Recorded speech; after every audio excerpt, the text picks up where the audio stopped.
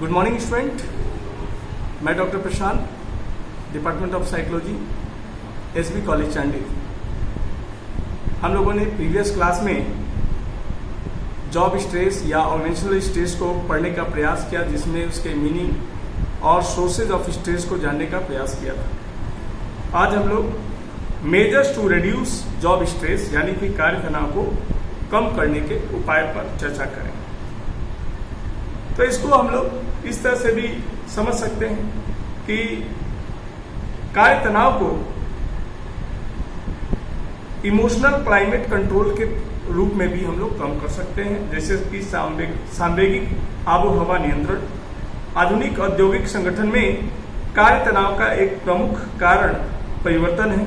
अतः व्यवस्थापकों को चाहिए कि वे कर्मचारियों को इतना अधिक सांवेगिक समर्थन प्रदान करें कि वह इन परिवर्तनों के साथ ठीक ढंग से समायोजन कर सके। इसके लिए व्यवस्थापकों को चाहिए कि वे कर्मचारी को पर्याप्त सम्मान एवं प्रतिष्ठा दें और उन्हें सभी महत्वपूर्ण निर्णयों में भाग लेने का मौका दें, जिससे कि उसका या कर्मचारी का स्ट्रेस कम होगा।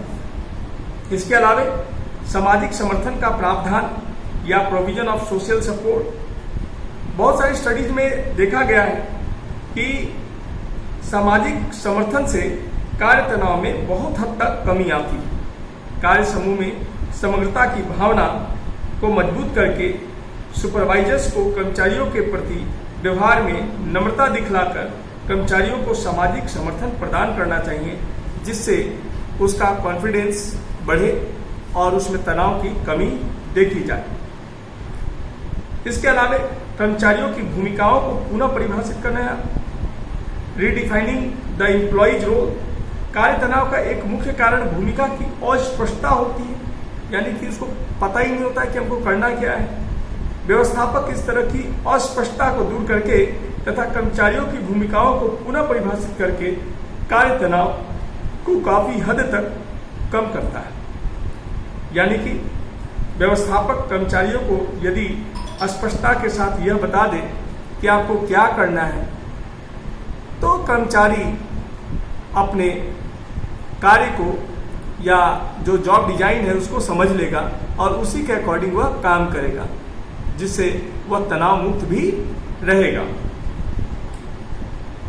इसी से रिलेटेड कार्य के डिजाइन को श्रेष्ठ बनाना, यानी कि enriching the design of the task. मनोवैज्ञानिकों द्वारा किए गए अध्ययनों से यह स्पष्ट हुआ कि यदि कार्य के डिजाइन को पहले से अधिक श्रेष्ठ बना दिया गया तो इससे अधिक नैत्य या जो रूटीन होते हैं एवं संरचित कार्यों यानी स्ट्रक्चर्ड टास्क से उत्पन्न तनाव को बहुत हद तक नियंत्रित किया जा सकता है। इसके अलावा कार्य अतिभार तथा निम्न भार को दूर करना, elimination of work overload and underload. व्यवस्थापक को हर हालत में यह प्रावधान करना चाहिए कि कार्य आवश्यकताएं तथा कर्मचारी की क्षमताएं दोनों में सुमेल हो, ताकि कार्य अतिभार या निम्न भार की स्थिति उत्पन्न न हो पाए। यानी कि जो ओवरलोड है या अंडरलोड है, इसका जो खामियाजा है वो कर्मचारी को ना उठाना पड़े। इसके अलावा तनावग्रस्त कर्मचारियों को सहायता प्रदान करना, provisions of assistance to stressed employ. व्यवस्थापकों द्वारा तनावग्रस्त कर्मचारियों को पर्याप्त सहायता दी जानी चाहिए। इसके लिए संगठनों के भीतर तरह तरह के परामर्श कार्यक्रम तथा अभ्यास या व्यायाम आदि करने की व्यवस्था होनी चाहिए। इसमें तनावग्रस्त कर्मचारियों का तनाव तो कमेगा ही, साथ ही साथ तनाव से ग्रसित होने वाले कर्मचारी भी अपने आप को बचा सकेंगे। इसके अलावा इंडिविजुअल स्ट्रैटेजी यानी कि कार्य तनाव को कम करने के लिए कुछ उपाय कर्मचारी द्वारा अपने स्तर पर भी किए जाने चाहिए, जिसमें अभ्यास या व्यायाम हो सकता है, जिसको एक्सरसाइज हम लोग कहते हैं। उत्तम व्यायाम या अभ्यास से बहुत हद तक शरीर स्वस्थ रहता है तथा मानसिक सामर्थ्य बना रहता है। इसका परिणाम यह होता है कि कर्मचारी कार्यस्थल में कम तनाव अनुभव करते हैं। इसके अलावा रिलैक्सेशन ट्रेनिंग तनाव को कम करने के उद्देश्य से जैकोब्सन ने सबसे पहले विश्रांति प्रशिक्षण या रिलैक्सेशन ट्रेनिंग का प्रतिपादन नैदानिक परिस्थिति में किया था। इसकी सफलता से प्रेरित होकर बाद में इसका प्रयोग जो इंडस्ट्रियल साइकोलॉजिस्ट है उसके द्वारा भी कार्य तनाव को कम करने के लिए किया गया और देखा भी गया कि इससे कार्य तनाव में यानी कि जो जॉब स्ट्रेस है उसमें बेहतर परिणाम देखे गए।